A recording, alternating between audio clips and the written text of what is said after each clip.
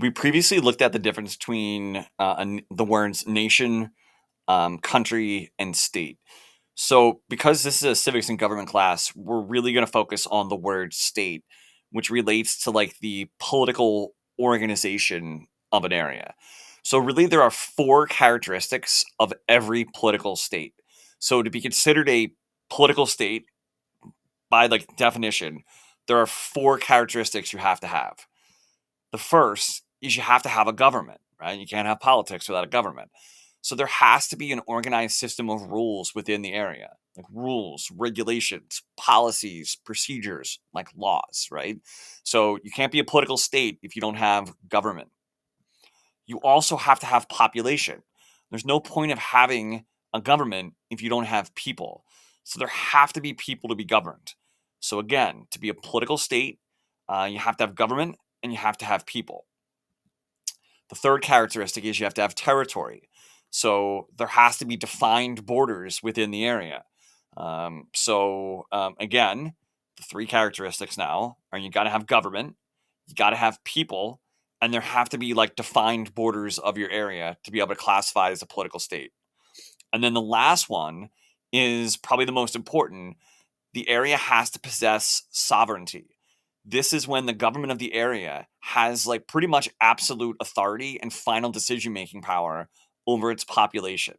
So to be sovereign, you sort of have like that final say in decision making. There's nobody necessarily like overruling you, for a lack of a better way of putting it. So these are the four characteristics of a political state.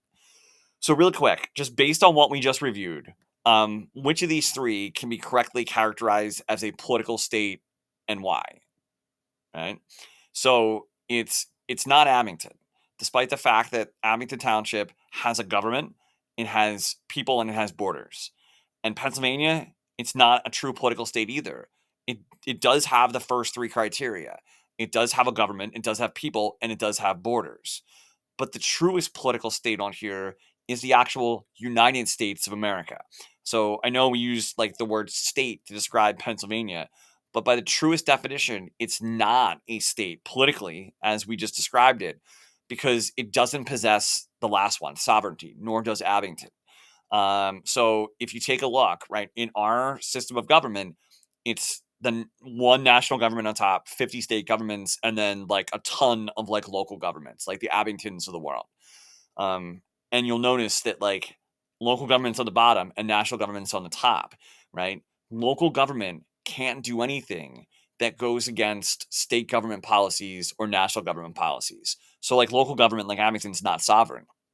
Like Abington can't pass a law that goes against Pennsylvania if it has a position on it. And likewise, the state government is under the national government, right? Like the state governments can't do something that goes against national government policies.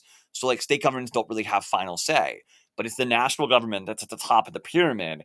It possesses sovereignty. So by the truest definition, it meets all four criteria, including sovereignty. State governments, even though we're using that word, and local governments do not, right? And if you look at example, right, like Abington Township can't pass a law that allows for the use of recreational marijuana because that goes against the state policy on that issue. And the state is above Abington. But like, likewise, the national government sets minimum wage at 7.25. Every state can go higher than that if they want, but the national government forces them to go to at least 7.25, right? And then death penalty is a great example of this too. The national government from time to time has basically put policies in place that prevent the states from doing things because the national government is above the states. So like, for example, in 2002, the federal government, the national government told the states they could no longer execute people anymore that were deemed to be mentally ill. Also in 2005, the federal government told the states they could no longer execute anybody under the age of 18. So like the states don't have final say on the death penalty. That comes from the national government. So again, sovereignty is a critical element of whether or not you're truly classified as a political state or not.